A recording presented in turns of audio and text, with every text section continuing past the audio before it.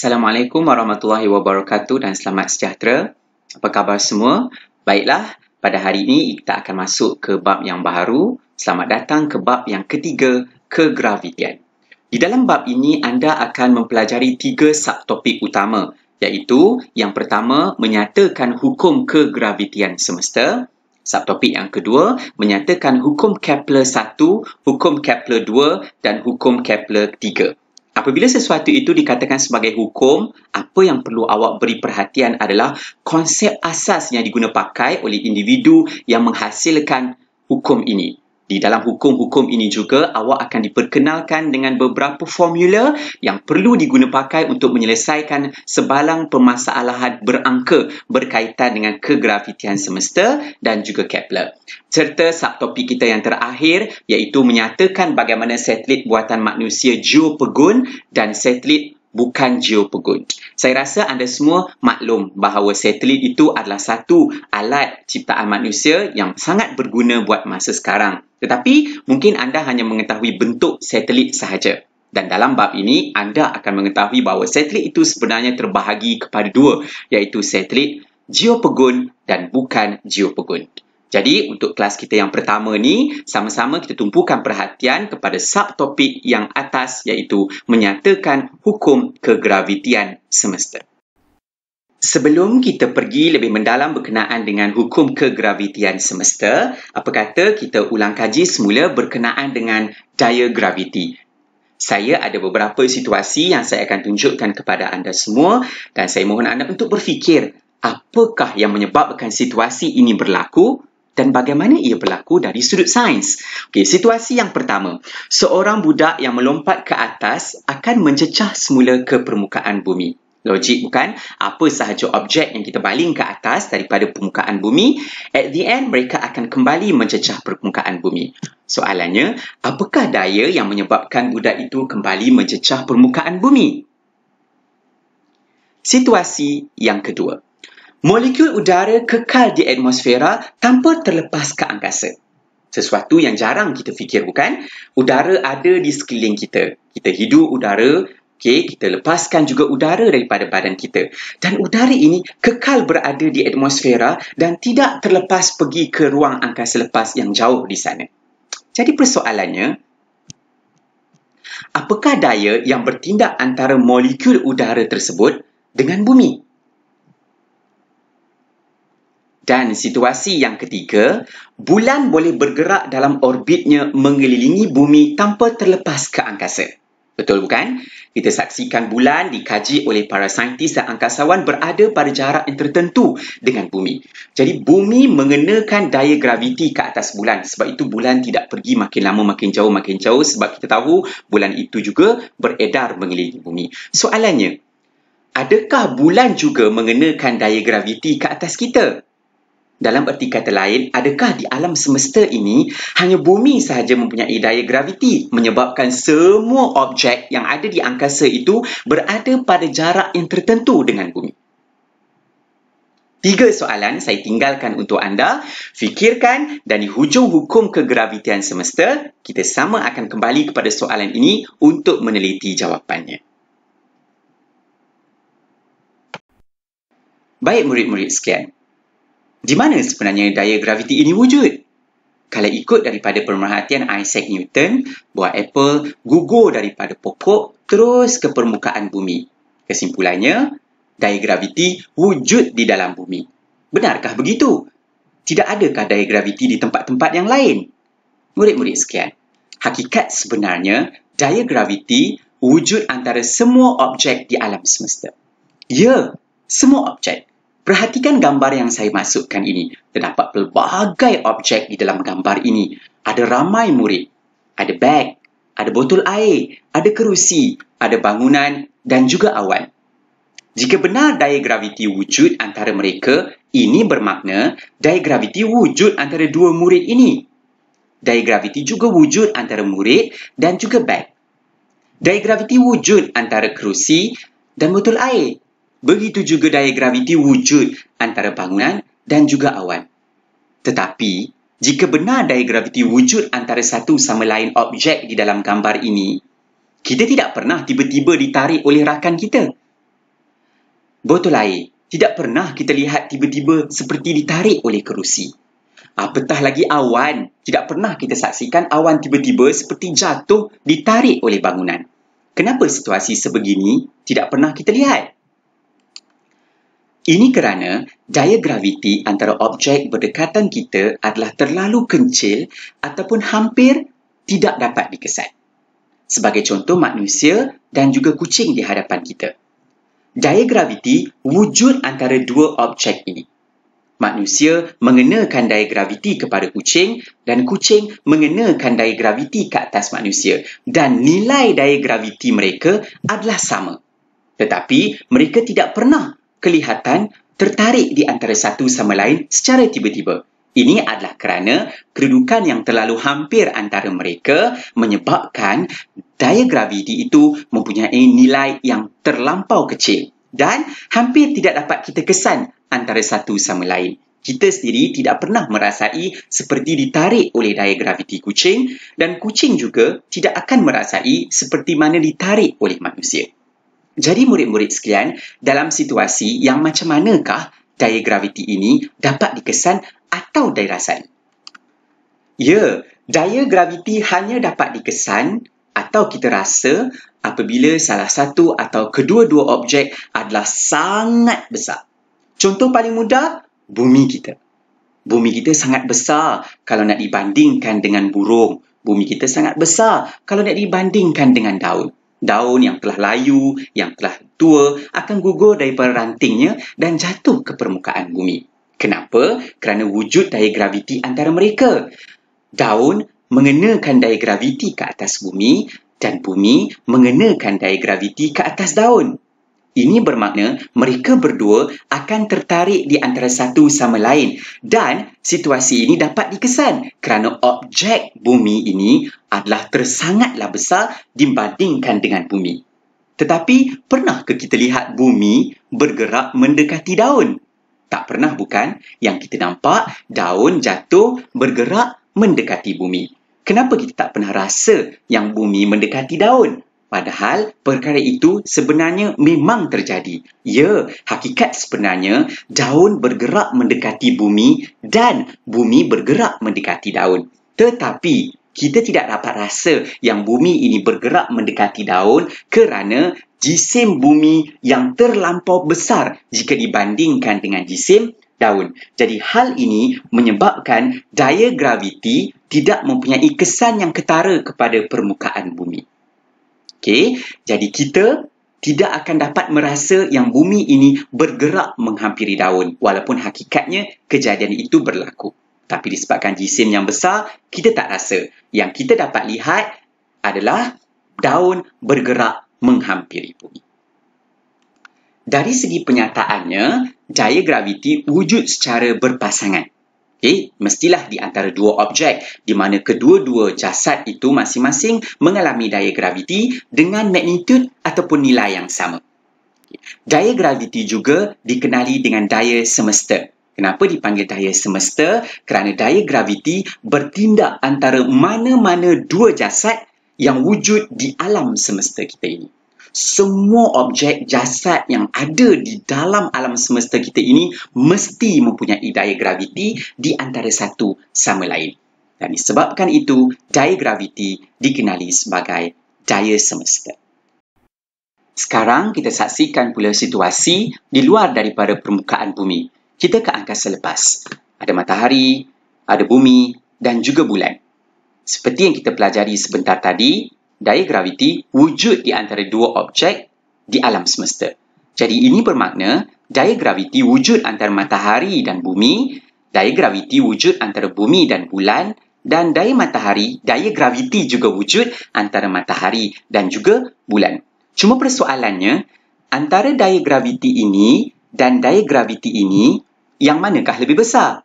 Atau mungkin antara daya graviti ini dan daya graviti ini, yang mana pula lebih besar? Okay. Sekarang kita saksikan situasi berikutnya. Bumi terdapat planet A dan juga planet B. Okay. Planet A dan planet B berada pada jarak yang sama dengan bumi. Cuma beza antara mereka adalah saiz, iaitu jisim.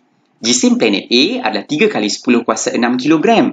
Jisim planet B adalah 3 kali 10 kuasa 8 kilogram. Ini bermakna jisim planet B lebih besar berbanding planet A. Sekiranya jarak antara mereka sama, daya graviti yang manakah lebih besar?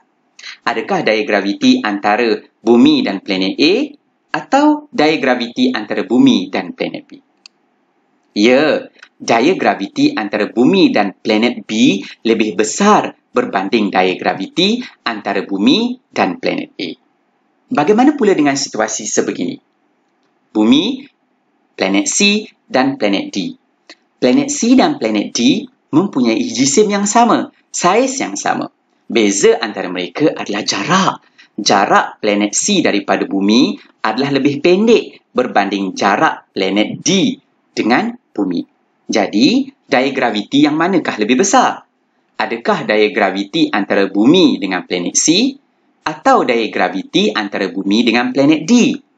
Ya, jawapannya daya graviti antara bumi dan planet C lebih besar daripada daya graviti antara bumi dan planet D.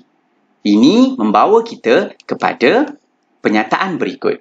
Daya graviti berhubung kait dengan jisim jasad dan jarak antara pusat kedua-dua jasad.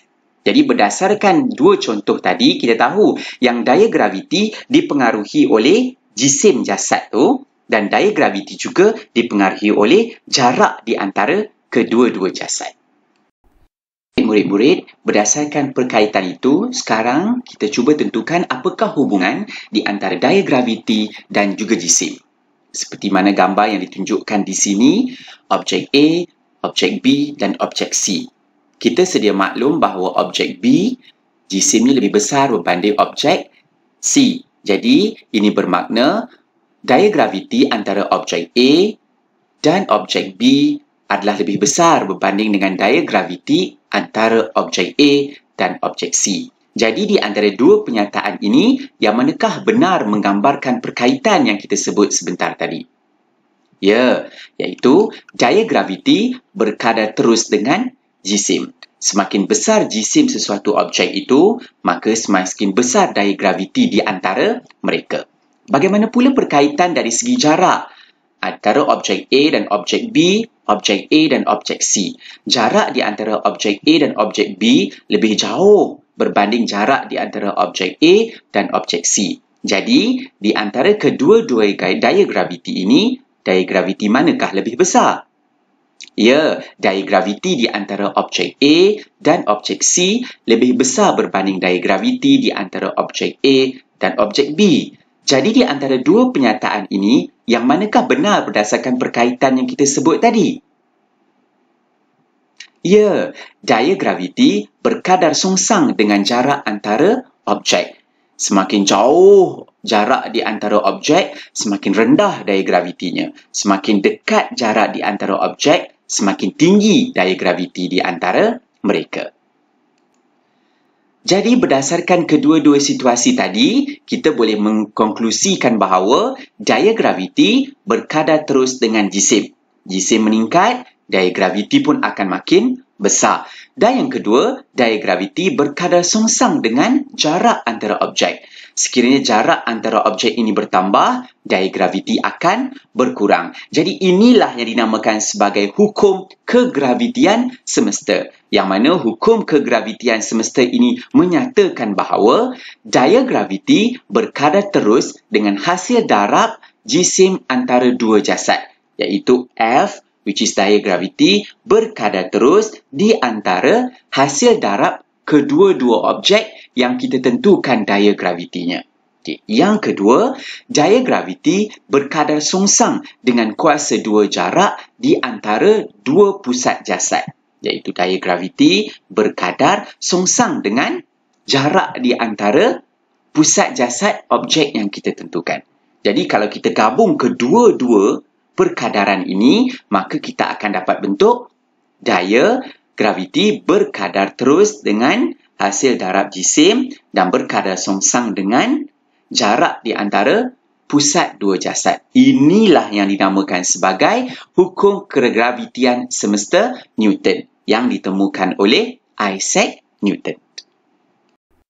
Jadi berdasarkan kepada perhubungan yang telah berjaya kita hasilkan berdasarkan dua fakta ini, maka satu formula telah pun diwujudkan bagi membolehkan kita untuk mengira daya graviti, iaitu F sama dengan G darab M1 darab M2 bahagi dengan R kuasa 2. F ini adalah daya graviti, G ini apa? G ini adalah pemalar kegravitian dan nilai ini adalah tetap, iaitu 6.67 kali 10 kuasa negatif 11 Newton per meter square per kilogram square. Dan nilai ini akan diberi di dalam soalan sekiranya awak dikehendaki untuk mengira menggunakan formula ini. M1 merujuk kepada jisim jasad pertama, M2 merujuk kepada jisim jasad kedua. Kenapa cuma ada dua jisim jasad sahaja? Kerana daya graviti adalah perbandingan daya di antara dua jasad. Sebab itu cuma wujud M1 dan M2. Dan kita bahagikan dengan R kuasa 2. R kuasa 2 adalah jarak di antara pusat jasad pertama dan kedua. Sekarang kita saksikan contoh penggunaan formula dan permasalahan yang memerlukan awak untuk menghitung daya graviti. Baik, contoh yang pertama. Hitung daya graviti antara sebiji buah durian dengan bumi. Jisim bumi diberi, jisim durian juga diberi di sini. Jarak antara pusat durian dengan pusat bumi diberi, pemalar kegravitian juga diberi seperti mana nilai yang saya maklumkan sebentar tadi. Jadi kesemua maklumat telah pun diberi kepada anda. Jadi anda cuma kenal pasti sahaja berdasarkan maklumat ini di manakah anda perlu masukkan setiap nilai daripada maklumat yang diberi. Anda dikehendaki untuk mencari daya graviti. Jadi bermakna anda dikehendaki untuk mencari F. Jadi anda perlukan nilai untuk G, M1, M2 dan R. Dan kesemua nilai ini telah pun diberi di dalam soalan. Apa yang anda perlu lakukan adalah masukkan nilai tersebut ke dalam formula. Dan hasilnya adalah seperti ini. Iaitu, masukkan kesemua nilai ke dalam formula. Anda perlu bijak ya. Perlu pandai dalam menggunakan kalkulator kerana dia melibatkan angka-angka yang besar. Yang melibatkan darab 10 kuasa negatif 11, kuasa 2, darab 10 kuasa 24. Jadi, cuba tekan kalkulator untuk mendapatkan jawapan akhir iaitu 19.63 Newton. Baik, kita teruskan dengan contoh yang kedua. Tentukan daya graviti antara dua pelajar yang masing-masing berjisim 70 kg dan 80 kg berdiri pada jarak pemisahan 2 meter. Okay, jarak pemisahan 2 meter ini bermaksud jarak di antara murid satu dan murid yang kedua adalah 2 meter. Diberikan pemalar kegravitian ini. Jadi, masukkan sahaja ke dalam formula. Cukup mudah. Sekali lagi, soalan minta anda tentukan daya graviti, iaitu F. Jadi, cari G, cari maklumat M1, M2 dan juga R. Masukkan ke dalam formula dan kira. Hasilnya sepatutnya begini. Masukkan sahaja nilainya. Baik, jarak pemisahan adalah 2 meter. Masukkan sahaja 2 meter meskipun dia tidak menyatakan jarak di antara dua pusat jasad. Jadi kita guna sahaja di sini sebab awak tak boleh nak cari jarak antara dua pusat jasad bagi dua pelajar.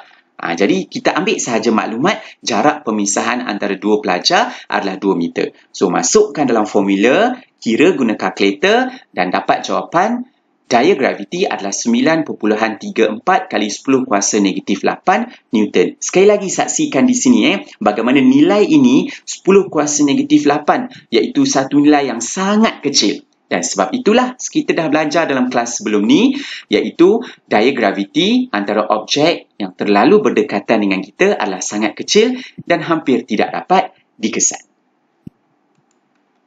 Sekarang kita cuba pula soalan yang ketiga. Diberi daya tarikan graviti bumi yang bertindak pada sebuah roket adalah 7.88 kali 10 kuasa 4 Newton. Berapakah jisim roket itu? Soalan ini sedikit berbeza ya, kerana dia meminta awak mencari jisim roket, bukan daya graviti. So, kalau awak dikehendaki untuk mencari jisim roket, awak tentukan sendiri. M1, M2 ini yang mana satu roket, yang mana satu bumi. Sebab daya tarikan yang dikehendaki di sini adalah antara bumi dengan roket. So, awak tentukan sendiri. Awak nak letak jisim roket ni M1 pun boleh. Awak nak letak jisim roket ni M2 pun boleh. Kalau awak letak jisim roket ini M1, maka jisim bumi awak kena letak sebagai M2. Okay, so, katakanlah dalam kes ini, awak dikendaki untuk mencari M2, iaitu jisim roket. Maka, awak kena ada data ataupun maklumat berkenaan daya graviti, pemalar kegravitian, M1 iaitu jisim bumi dan juga jarak pusat bumi dengan roket. So, semua maklumat ini sebenarnya telah pun diberi di bawah ini. So, kalau dah ada maklumat ni, awak tinggal masukkan sahaja ke dalam formula dan awak akan dapat hasilnya sebegini. Sekali lagi, awak kena pandai tekan kalkulator, awak kena arif dalam menekan kalkulator untuk 10 kuasa 4, 10 kuasa negatif 11 dan sebagainya. Dan hujung sekali, awak sepatutnya dapat M2 iaitu jisim roket 3.696 kali 10 kuasa 2 kilogram. Okey, murid-murid sekalian, jadi sekarang anda semua telah pun menguasai tentang hukum kegravitian semesta Newton dan juga formulanya. Hanya satu formula sahaja yang diperkenalkan kepada awak sebentar tadi, iaitu F sama dengan G darab M1 darab M2 bahagi dengan R kuasa 2. Tetapi kepada mana-mana murid yang membuat rujukan kepada buku rujukan lain yang dibeli di kedai dan sebagainya, anda akan dapati terdapat 3 lagi formula lain yang turut disenaraikan di bawah tajuk hukum kegravitian semesta Newton, iaitu formulanya sebegini. Okey, ada formula ini dan juga ini. Okey, usah gusar, jangan bimbang. Sebenarnya, ketiga-tiga formula yang wujud di bawah ini datangnya daripada satu formula hukum kegravitian semesta Newton yang kita belajar ke atas ni yang ada dekat dalam buku teks. Yang membezakannya cuma simbol sahaja. Okey, F di depan ni semua sama, membawa maksud daya graviti. G semua sama yang membawa maksud pemalar kegravitian dan nilai pun sama. Yang membezakannya adalah M1, M2 dan juga R. Formula yang kedua, M1 ni dia tukar kepada M huruf besar. M2 ni dia letak M sahaja. Yalah, dah tak ada M1, kenapa nak letak M2? R pula dia tukar kepada R huruf besar. Formula yang ini pula, atas ni dia ikut yang kedua. Tetapi yang bawah pula ni, dia buat R besar campur dengan H. Lepas tu dia buat pula kuasa 2 antara mereka berdua. Okey. Dan yang hujung sekali ni pula, dia macam nombor 1, cuma dia hilangkan M1 dan M2. Jadi, cikgu mana satu nak guna antara semua formula ni? Okey, murid-murid sekalian. Sebenarnya, dengan menggunakan satu formula ke atas ni saja cukup untuk awak menguasai berkenaan dengan hukum kegravitian semesta Newton. Tetapi, untuk membuatkan awak lebih faham, sekiranya satu hari nanti awak rujuk kepada mana-mana buku rujukan, saya akan terangkan juga berkenaan dengan 3 formula di bawah ini. 3 formula di bawah ini sebenarnya digunakan untuk situasi yang berbeza-beza. Yang mana formula atas kali yang kita dah buat contoh 3 tadi adalah untuk 2 jasad yang pegun yang ada dekat bumi kita ni. Okey, lepas tu yang kedua adalah jasad di atas permukaan bumi. Yang ketiga, bumi dan satelit. Dan yang keempat, bumi dan matahari. Kita akan tengok satu persatu contoh untuk 3 yang bawah ini. Yang pertama sekali adalah yang kita dah buat contoh tadi. 2 jasad pegun di bumi. Maksudnya, mana-mana jasad yang ada dekat atas permukaan bumi, kereta dengan pokok, pokok dengan orang, orang dengan orang, orang dengan kereta, pokok dengan orang yang tepi ni pula. Okey, sekiranya mereka ini berada di atas permukaan bumi dan kita bandingkan di antara objek di atas permukaan bumi, kita guna formula ini. Okey, di mana M1 ni merujuk kepada mana-mana yang awak bandingkan. Contohnya sekarang kita bandingkan kereta dan pokok. So M1 saya letak dekat kereta, M2 saya letak dekat pokok. So R adalah jarak di antara pokok dan kereta. So saya boleh cari dia punya daya graviti. Okey, settle yang ini. Untuk formula yang kedua pula tadi, macam mana? Jasad di atas permukaan bumi. Saya letakkan colour kelabu dekat sini adalah formula yang memang kita dah belajar contoh tadi kan. Okey, macam mana mereka boleh ubah kepada bentuk ini? Senang saja murid sekalian. Okey, F is daya graviti, G sama. Okey, M besar ni sebenarnya dia tukarkan M1 ni kepada M besar yang merujuk kepada jisim bumi. So, jisim bumi boleh disimbolkan sebagai M huruf besar. Okey, kalau tak nak letak M1. Yang mana M kecil ini pula merujuk kepada siapa? Merujuk kepada objek yang kita bandingkan dekat atas permukaan bumi. Sebagai contoh, awak berdiri dekat sini. Jadi, berapakah daya tarikan graviti di antara awak dan juga bumi? So, berdasarkan formula ini, dia letakkan M besar merujuk kepada jisim bumi, M kecil merujuk pada jisim awak lah yang berdiri dekat atas permukaan bumi. R huruf besar ini merujuk kepada jejari bumi. Jadi dua formula ni sebenarnya sama saja, cuma diubah simbolnya untuk menunjukkan situasi-situasi yang berbeza. Bagaimana pula dengan situasi untuk objek ataupun formula yang ketiga? Formula ini, F G, M besar kita dah belajar tadi kan slide sebelum ni. M besar merujuk kepada jisim bumi. M kecil, kalau tadi manusia sebab saya bagi contoh manusia. Tapi dalam kes sekarang dia kata bumi dan satelit. Jadi M kecil ini merujuk kepada jisim satelit. Okey. R besar, kita dah tengok slide tadi. R besar apa? R besar adalah jejari bumi. Jarak di antara pusat bumi dan permukaan bumi. Tapi cukup ke kalau kita guna R besar sahaja? Tak boleh. Sebab satelit berada di angkasa lepas. Jadi kita kena tambah dengan jarak warna merah ni. Jadi jarak warna merah ni dalam formula mereka letakkan sebagai H. So, R ni awak kena campur dengan H baru awak kuasa 2 kan. So inilah hasilnya formula berdasarkan gambar ini yang sebenarnya sama je formula antara dua ni. Cuma buku rujukan dia ubah simbolnya kepada bentuk M besar iaitu jisim bumi, R besar jejari bumi dan H adalah jarak di antara satelit dan permukaan bumi. Dan yang terakhir sekali formula F G, M besar, M kecil bahagi dengan R kuasa 2. Formula ini adalah untuk bumi dan matahari. Jadi, sekali lagi kita saksikan formula ni. F, G, M besar, M kecil bahagi R kuasa 2. Jadi, M besar merujuk kepada jisim bumi, M kecil jisim matahari dan R adalah jarak di antara pusat bumi dan pusat matahari. Sekali lagi awak saksikan formula dia sama, cuma dia menukar simbol sahaja. Jadi, kita nak pakai formula yang mana sebenarnya kalau soalan minta kita menyelesaikan hukum kegravitian semesta Newton? Jika awak memang arif dan mampu untuk faham segala formula di bawah yang 3 ini dan awak baca buku rujukan pun awak senang faham, maka awak bolehlah gunakan mana-mana satu sahaja daripada formula ini untuk awak tentukan tapi tengok kepada kesesuaian soalan. Soalan tanya apa? Bumi dan satelit ke? Bumi dan matahari ke? So, awak kena pandai untuk tentukan formula mana satu untuk awak guna. Tetapi, bagi murid-murid yang mudah untuk confuse berdasarkan simbol ini, awak sebenarnya boleh sahaja menggunakan formula yang atas ini, iaitu F sama dengan G, M1, M2 bahagi dengan R kuasa 2. Cuma awak kena tentukanlah siapa M1, siapa M2 dan R ini pun awak kena pandai detect. Sama ada R tu sampai permukaan bumi saja ke ataupun kalau dengan satelit awak kena tambahlah R ini daripada permukaan bumi sampai ke satelit pula. Jadi itulah yang dimaksudkan dengan hukum kegravitian semesta Newton.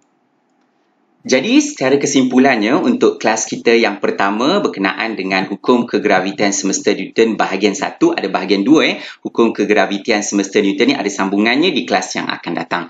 Jadi, kesimpulan untuk kelas kita hari ini, yang pertamanya awak kena tahu bahawa hukum kegravitian semesta Newton menyatakan bahawa daya graviti berkadar terus dengan hasil darab jisim dua jasad dan daya graviti berkadar songsang dengan kuasa 2 jarak di antara pusat dua jasad yang menghasilkan perkadaran sebegini. Dan daripada perhubungan ini, satu formula yang telah pun dihasilkan, awak kena tahu cara untuk menggunakan formula ini, iaitu F sama dengan G, M1, M2 bahagi dengan R kuasa 2.